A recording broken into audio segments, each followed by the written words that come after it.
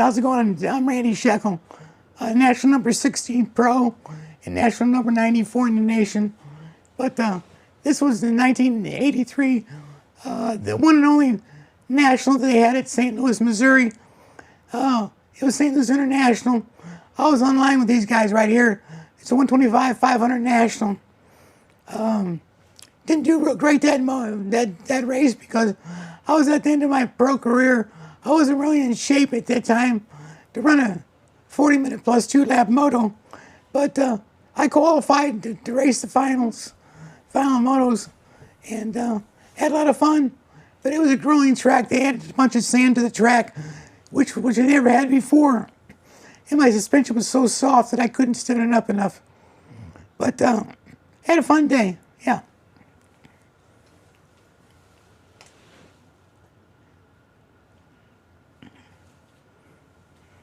Managed us all the way up to 31 national championships for our team and our team members in 2 years. Yeah. So thank you, Randy, for that. I sure appreciate it, man. Man, I love traveling the country with you. It was all my pleasure, man. I had a blast. It was a lot of work, a lot of driving, but a lot of fighting. I'm considered the road dog, man. He was the road dog, man. He was. Yeah, I'm the driver, mechanic, jack of all trades, master of none. Nobody could drive like Randy, so we just let him drive. Yeah, I was a marathon driver, but I had a lot of fun, though. We had met some a lot of good people. times. Met a lot of people. Todd, Jerry, his son, Reed. And they respected you and listened to you. And Even though they all acted like they didn't, they did. They absorbed it. Yeah, they absorbed a little bit of it. If they absorbed just a little bit, that's all I could ask for, is just take some tips. Role in fixing a problem that would have prevented Timmy and I, probably even getting a race at all, back in 2022. You and I first met in Ozark, Arkansas, when Timmy introduced you to me, and we were there getting ready to race one day, and we took Timmy and I took our CR125s out in the field, was just doing a little bit of pre-race warm-up.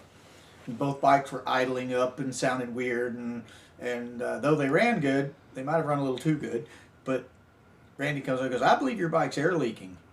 I said, "I don't know. There's something wrong, but I'm not sure what it is," because we checked that, And he says, "Well, I think Timmy's is air leaking too." And I could hear Timmy going across the field, and I could hear mine going across the field when I would do mine. And so anyway, we come back in, and I said, "Well, how can we tell, Randy? How can we know?" He says, "Well, I'll show you how to do it for sure. There'll be no denying that."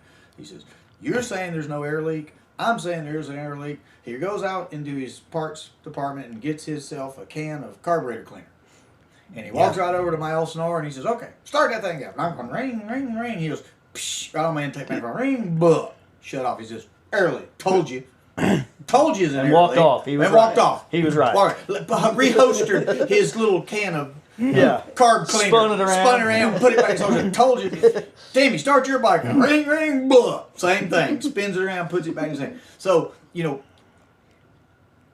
then you and I were scrambling for intake manifolds that day. Yep. Between the two of us, we had about 4, and we got one of them to work on each.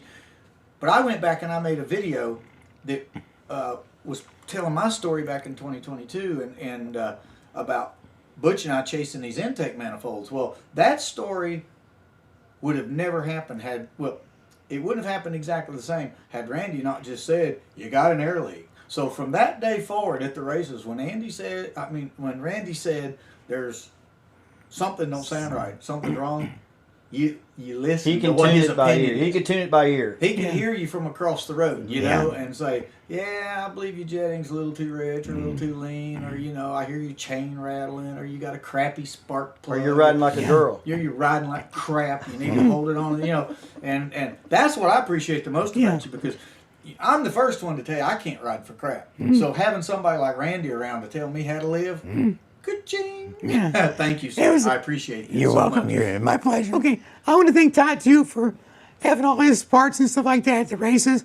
He helped a lot of people out there, and he's sold a lot of stuff in his little parts store that he has, and he brings every week. And also, if you ever needed a part, he was there to help. Even if you had to take it off his own bike or his son's bike, he'd lend it to you. A great guy I have at the races. He would even sell his son's bike in between motos. Yeah, he'd sell his son in between motos. I was never there when that happened. Timmy told me about that. And that was no bullshit either. He sold his bike in between motos, and his son didn't get to race his second moto. Yeah. He said, But watch. he knew on Monday, didn't he? That's right. He had to do it on Monday. He had to do it on Monday. And he was happy. I had another great honor, too. In 2012, I got the Legends and Heroes Award at the Supercross in St. Louis. When they asked me if I would accept the award, I couldn't believe they were asking me. And I went up there, Brad Leckie, first American world champion. Actually honored me with the award on the monster stage. I got interviewed by Lurch, and I was on the monsters, the Jumbotron. That's awesome. It was unbelievable. Yeah, he asked me a bunch of questions about the track and the riders and so on and so forth. And I told the people, I said, the fans, I said, you can't believe how extreme these tracks are.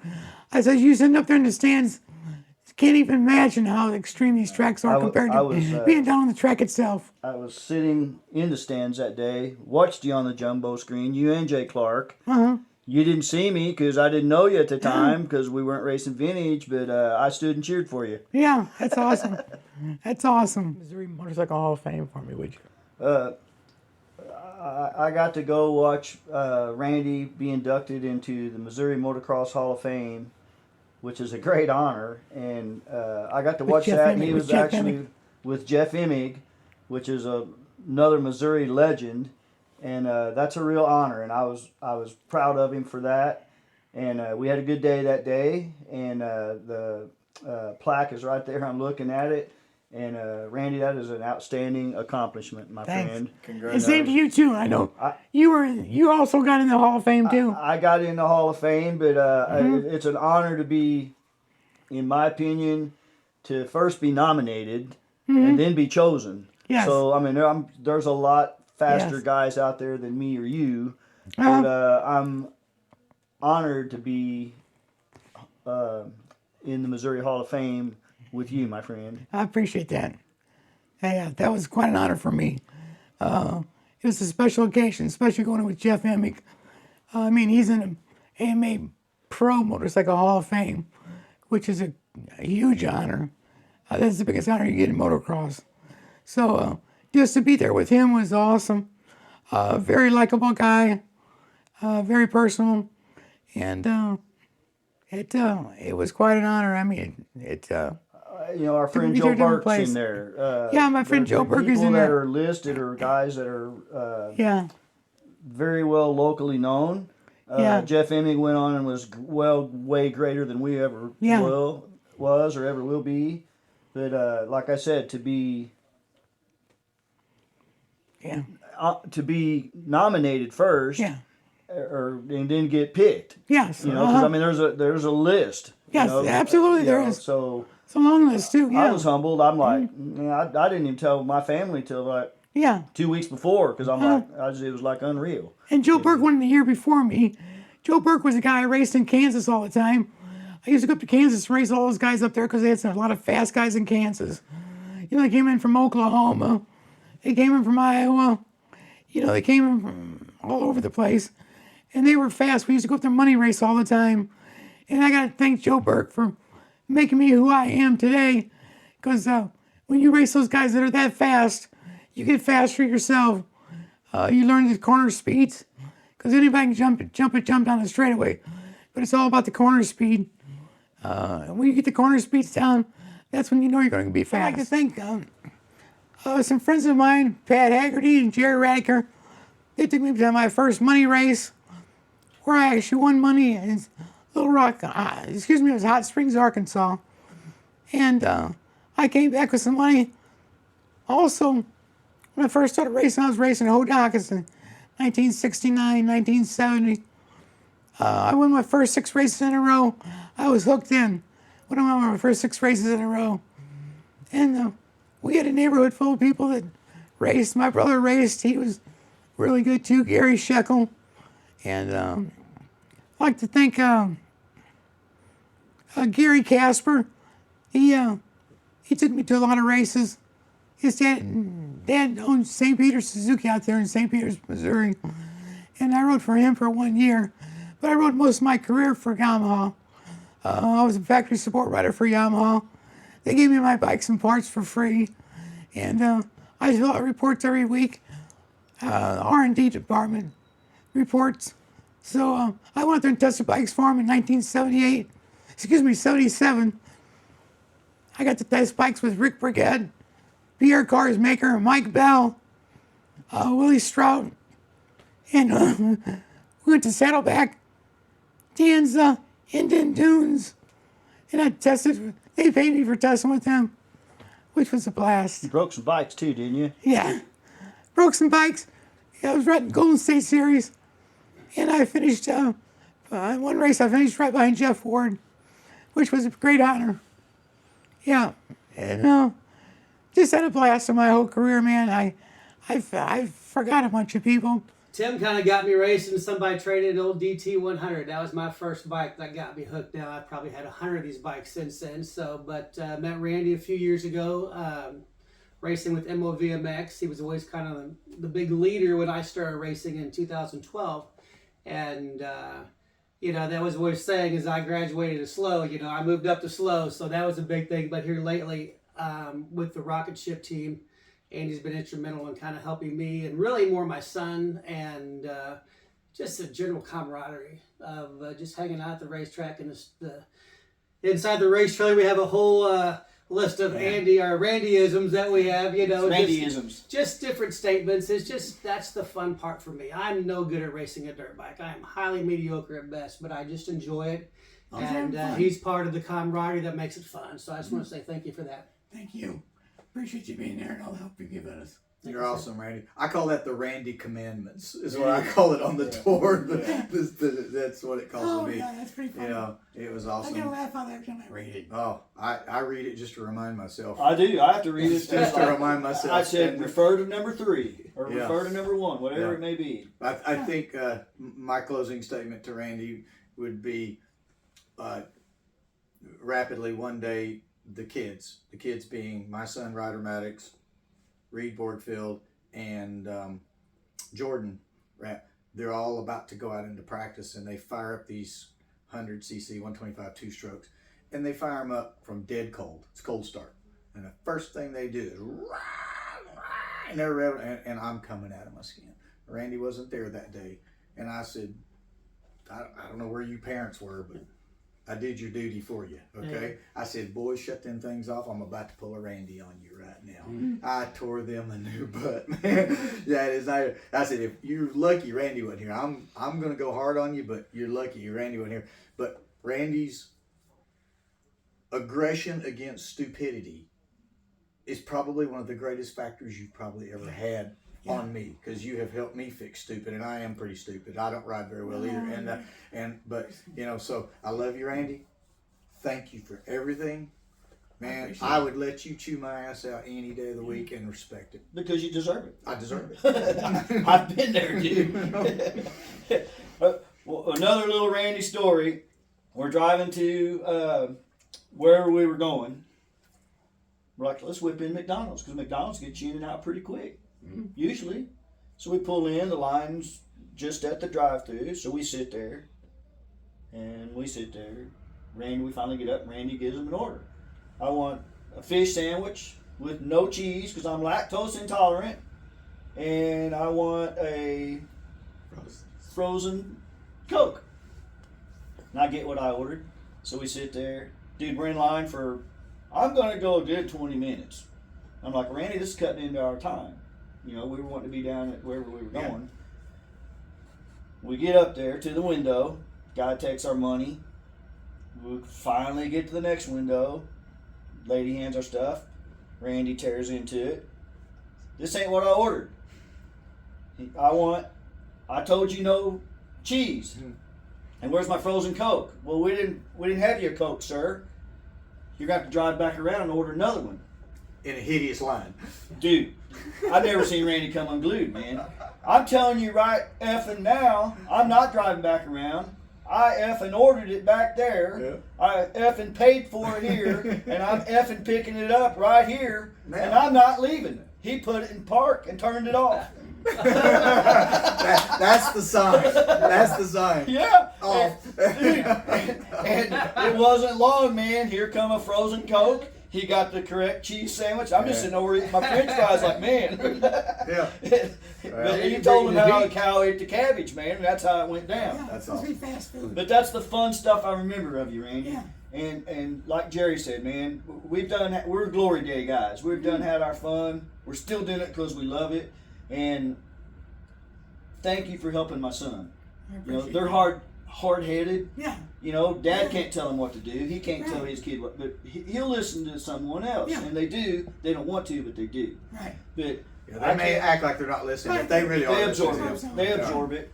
And, But I was blessed by having Randy as team manager, and Randy will always be team manager. We've got everything wrote down on the wall that he told us, and that's how it's going to go down. So I love you, Randy, like a brother, and I mean it, man. yeah, man. We all love you, Randy. Diamond Don's biggest vintage race of the year in Jefferson, Texas. That's usually the biggest turnout, the most competition. And we go down there with the Two Brothers Racing Team in 2017. I'm on a 100 cc. Randy was riding a 125. Hodaka Dave had built the bikes. Terry Larson had furnished the bikes. We had miscellaneous parts on them that was ours, that was hop-up parts and whatnot. But we had the bike set up, and we go down and I believe Franco Ripa rode your bike at the time. No, he rode. He did a he different rode one. Yeah. Okay, well we had a guy named Franco Ripa from Italy had rode one bike, and he won there. I won the 100 class there, and Randy didn't ride there, if I'm correct. You didn't ride at Diamond Don's. Yeah, I rode one. I got third. On The a 125, Hodaka? 125, Ultimate 125 Expert. Yeah, but you didn't ride a Hodaka. No, I didn't ride a there. Hodaka. I rode a so- Yamaha. So we did well at Diamond Don's. We had plans where we all loaded up. It was Terry Larson, Hodaka Dave, Roger, myself, and Randy. We venture off, and here we go to California from Texas. And What a haul. well, it was a haul, and Road Dog drove most of the way. I was always good for about 30 minutes because I got tired. I thought we'd never get across Texas. Yeah, so we get the Terry was telling us about people out there that was talking about his Hodaka team and that they were fast. They thought we were fast, not we were fast. We're not tooting our horn here, but we heard conversation of you think you're fast till you get out here. So that just comes with racing. But it was an honor to get to race in California. Yes. So we show up out there. Of course, we stay at different places along the way. We lost Randy one time. We were at a hotel and we couldn't find him. We were out working on the bikes, and lo and behold, just like a Western, all you see is the skyline and the earth. And here comes Randy walking up over the hill. And we're like, damn, Randy, where you been? Oh, hell, I went down, I got some ice cream and a haircut. We lost him for like 4 hours, man. He was down there hitting on this girl, the barber girl, and she trying to get him to go to California with us. So. Yeah, right. But anyway, Yeah, right. Randy was down there working on stuff, and we got the bikes going. We stopped at Hodaka of California, I believe it was, with they let us work on their bikes. And they put us in our shop that we had parts. Dave rebuilt my bike, Randy's bike. So we venture off out to California. We get to Hangtown. We get there. We get all set up. People are talking, and I was a little intimidated because it's Hangtown. First of all, I've always read about it, heard about it, watched it on TV. So I don't know anybody that's out there. I heard there were some fast guys. So all I was do was put my head down, do the best I could. So we go out there and we practice. We come back. Terry said he thinks we're going to do pretty good. And lo and behold, luckily I won the 100 class. Randy won the 125 class. Franco Terry won the 125 class. The amateur class. The Yeah. amateur class. Terry Larson. Terry won the 250 amateur class. I won the 100 expert. Randy won the 125 expert, and then in the 125 CZ versus Hodaka, I jumped into that on my 100 against 125s, and I was pretty proud. There was a gate full, and I was pretty proud to take third in that. Yeah, that was a So, good ride. that Good was ride. that will go down in my history as the best trip of my life. Yeah. I guarantee you. Yeah, that was a good trip. And I got to fly home. You guys had to drive Yeah. home. I had to go to work. So luckily, I was rock star and flew home. It was all from the experience of all the years I raced in nationals. I raced the 125s in the nationals, and then there's a lot of jetting involved in the 125s. I want to give special thanks to my brother Randy Shekell. He was my factory mechanic. He went to the nationals with me, and we did so good. One race in St. Joe, Missouri, St. Joseph, Missouri. I finished 6th of the 125 national, which I was very proud of. That was my best finish ever. Awesome. And I got a heat exhaustion for the second moto, but I still toughed it out and finished the second moto and got 12th overall that day. So just being in the top 20 was fantastic, because I was racing against works bikes back then. I'm talking $100,000 titanium works bikes back then. I was on a production bike modified. Luckily I had a lot of sponsors. Cross Racing, High Point, Boots, Nippon Denso, Spark Plugs. I thank all the team members, all the members that get to see this. I want to thank them all for their national championship wins. And God bless them all. I hope they have a great future with vintage racing and keep on racing as long as they can. I'd still be racing if I could. This damn cancer's got me down to my last stages. I'm just went into hospice, and this is my final legacy. A few months, I'll probably have a few months to go. Hopefully a year or so. But who knows? God only knows that.